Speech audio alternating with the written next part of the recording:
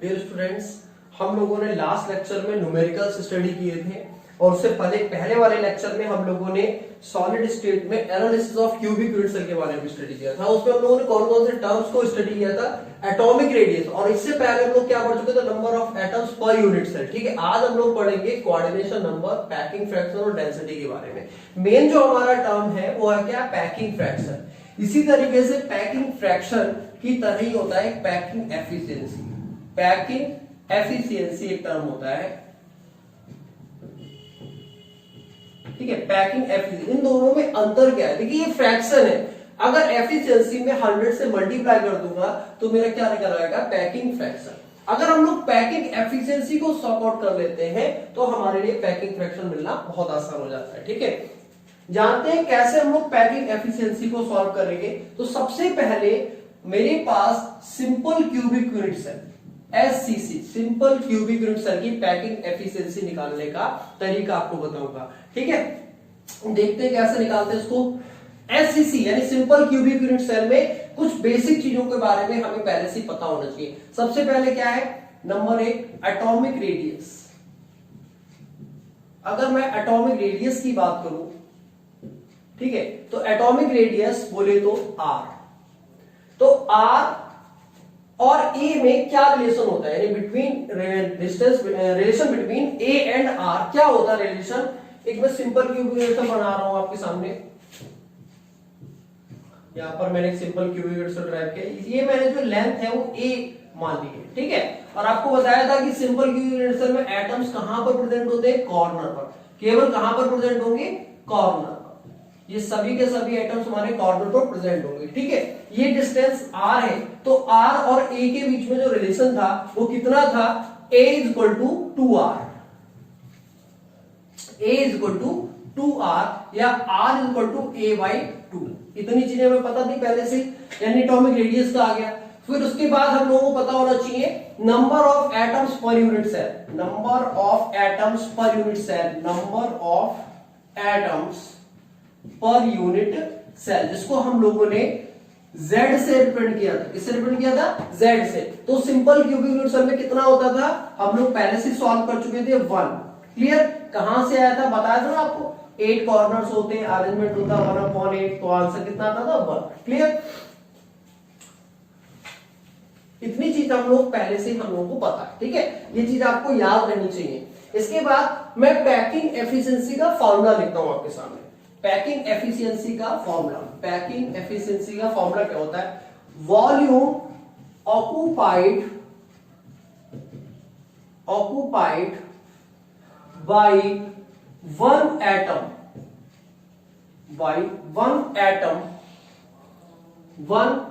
Upon volume of unit cell is equal to packing efficiency. अब हम लोग जानते हैं पैकिंग एफिशिएंसी एक्चुअली है क्या, पैकिंग एफिशिएंसी है क्या। सिंपल सी बात है, हमने आपके सामने एक स्क्वायर ये दिया है। अब मैंने आपको बताना है कि स्क्वायर को मुझे क्या करना है, पूरा का पूरा कवर करना है। पूरा का पूरा कवर करना, आपके पास एटम है तो आप क्या करेंगे, इस स्क्वायर में उन एटम्स को अरेंज करेंगे। क्या करेंगे, अरेंज करेंगे, रखेंगे इस तरीके से। आपने उन एटम्स को इस स्क्वायर में प्लेस किया, रख दिया, तो जितना वॉल्यूम ये जो स्फीयर है, ये जो एटम है कवर कर लेंगे, वही इसकी क्या होगी, पैकिंग एफिशिएंसी। कितना इसको पैक कर लिया गया, क्लियर, कितना इसको पैक कर लिया गया। अच्छा, इतना पैक करने के बावजूद भी कुछ ना कुछ स्पेस रह जाएगा। जो स्पेस रह जाता है उसे हम लोग टर्म यूज करते हैं वॉइड। क्या यूज करते हैं, वॉइड। तो अगर हमें ये पैकिंग एफिशिएंसी पता चल जाए तो वॉइड क्या करेंगे, 100 में से माइनस कर देंगे, हमारा वॉइड आ जाएगा। क्लियर, तो पैकिंग एफिशिएंसी ने कितना वॉल्यूम इन्होंने कवर किया है, तो volume occupied by one atom divided by इस पूरे यूनिट सेल का जो वॉल्यूम होता है, हम वहां से आपको पैकिंग एफिशिएंसी निकालनी है। क्लियर, ये बहुत सिंपल सी टर्म है, उसको दिमाग में रखना है और हमेशा सॉल्व करते रहना। Clear, packing efficiency, volume occupied by one atom. Clear, अब इसको मैं रफ कर रहा हूं, यहां से मैं थोड़ी सी कैलकुलेशन करूंगा, आपको बहुत ध्यान देना है उसको कैलकुलेशन पर। Volume occupied by one atom, यहां पर एक एटम के द्वारा वॉल्यूम को ऑक्युपाइड कितना किया गया है, तो सबसे पहले हमारे पास जो फॉर्मूला निकल कर आता है वो क्या होता है, कितने एटम्स किसी भी क्यूब में, सिंपल क्यूबिक यूनिट सेल की बात हो रही है, तो कितने एटम्स होते हैं, एटम्स पर यूनिट सेल, बोले तो Z into its volume, upon volume of unit cell, upon volume of unit cell, clear, volume of unit cell, बोले तो क्यूब का वॉल्यूम, बोले तो ए क्यूब, ठीक है, क्यूब का वॉल्यूम कितना होता है, a cube, volume of unit cell, ठीक है, वॉल्यूम ऑफ यूनिट सेल कितना हो गया, ए क्यूब, ये हम लोग पहले से सॉल्व कर चुके हैं, ठीक है, कहां से इसको सॉल्व करना है, अभी हम निकालते हैं, z कितना है आपका 1 इंटू इट्स वॉल्यूम, अब क्यूब है, क्यूब का वॉल्यूम में जो, अब ये क्या z क्या है, एक एटम है ना, तो एटम बोले तो स्फीयर, और स्फीयर का वॉल्यूम क्या होता है, हमें सबको पता है, स्फीयर का वॉल्यूम होता है 4/3 पाई r क्यूब, ये होता है स्फीयर का वॉल्यूम। फिर से देखते हैं हम पैकिंग एफिशिएंसी का formula, volume occupied by one atom, तो एक एटम का वॉल्यूम कितना एटम होता है पूरे क्यूब में, एक एटम होता है ना, तो एक एटम यानी Z इंटू इट्स वॉल्यूम, इसका volume 4/3 pi r cube upon a cube, volume of unit cell, पूरे यूनिट सेल का वॉल्यूम कितना होता है, ए क्यूब, हमें पता है A बराबर होता है 2r, यहां से हम लोग पहले से चीजों को लिख रखा है, ठीक है, यानी 2r का क्यूब, क्लियर, तो सॉल्व करेंगे इसे, 4/3 पाई r क्यूब, इसको ओपन करेंगे तो ये आएगा 8r cube, clear, r cube से r क्यूब कैंसिल हो गया, ठीक है, 4 2 8 हो गया, अब कितना आ गया, ये 3 नीचे आ जाएगा, तो आंसर आएगा पाई बाई 6, कितना आएगा, पाई बाई 6, क्लियर, बहुत सिंपल है, इसको जब आप सॉल्व करेंगे, पाई बाई 6 को आप सॉल्व करेंगे तो आंसर आपका कितना आएगा, पाई बाई 6 को आप सॉल्व करेंगे तो यहां से सिंपली जो आंसर आएगा वो आएगा आपका 3.14 अपॉन 6, बोले तो 0. इसको डिवाइड करेंगे,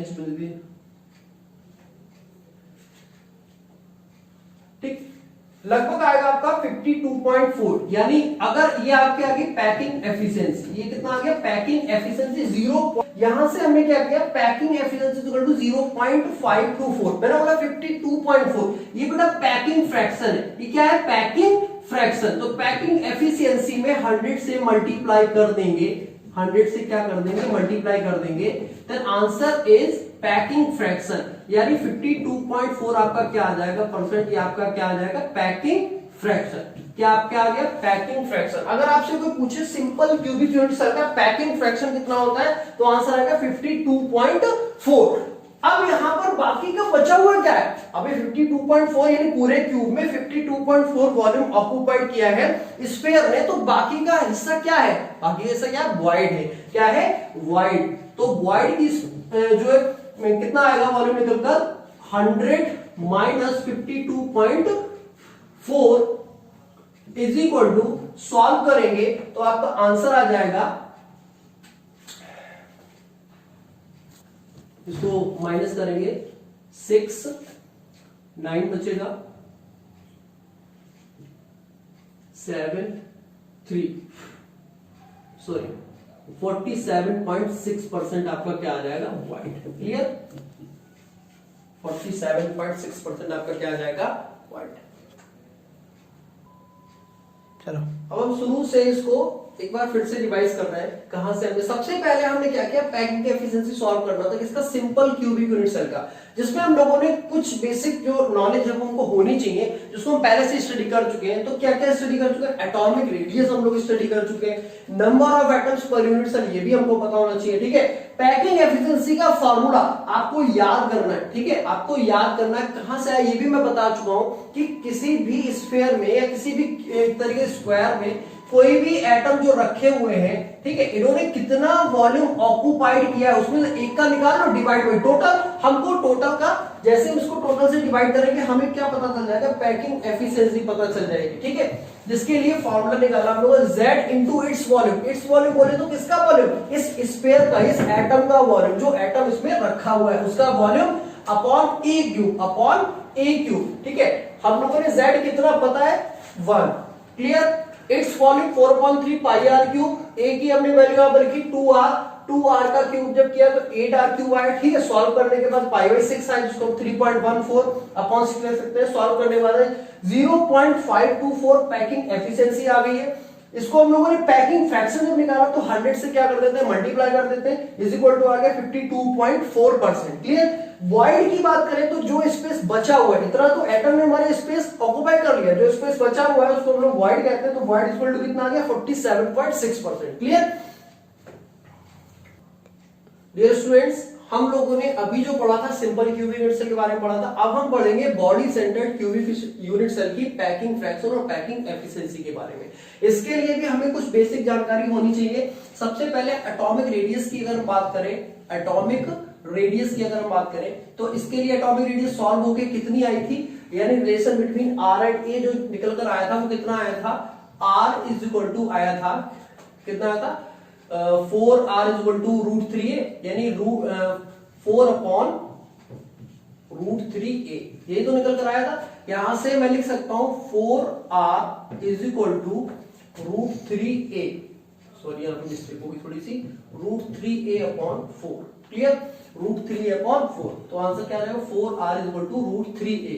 यानी यहां से फिर मैं बात करूंगा number of atoms per unit cell की, number of atoms per unit cell, per unit cell.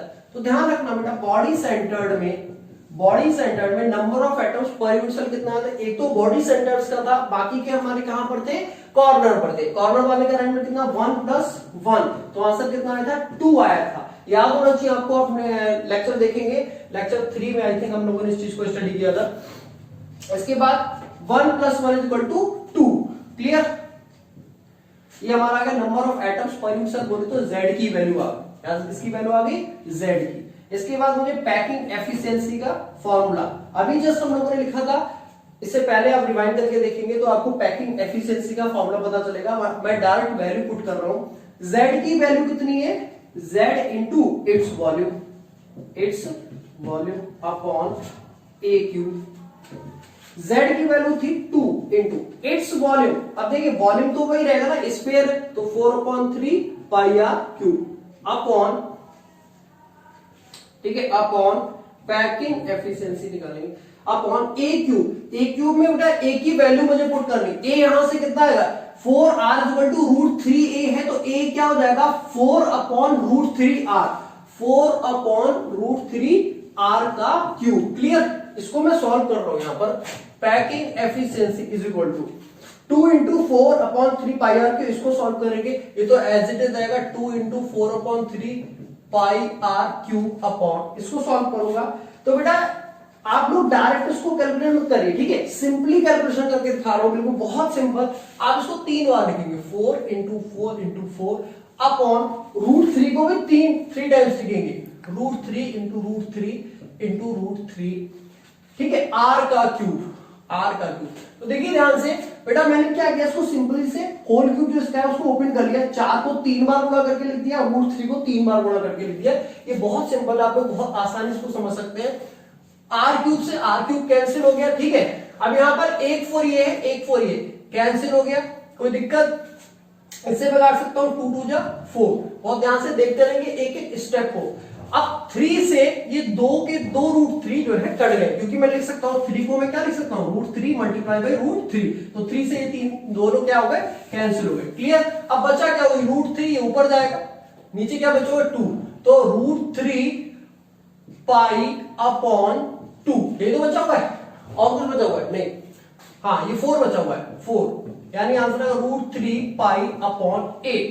ठीक है, इसको जब आप सॉल्व करेंगे तो सॉल्व करने के बाद डायरेक्ट मैं आंसर बता रहा हूं 68% आएगा, 68 आएगा, ठीक है, 0.68 आएगा। ये आपकी पैकिंग एफिशिएंसी आएगी, जिसको आप परसेंटेज में यानी पैकिंग फ्रैक्शन सॉल्व करेंगे तो आपका आंसर आ जाएगा 68%। इसी तरीके से पैकिंग फ्रैक्शन जब आपको मिल गया तो वॉइड मिलने में क्या दे दिए, वॉइड इज इक्वल टू आ जाएगा 100 - 68, जो कि आंसर कितना बचेगा आपका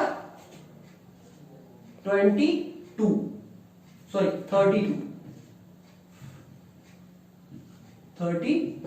क्लियर, ये आपका क्या होगा वॉइड।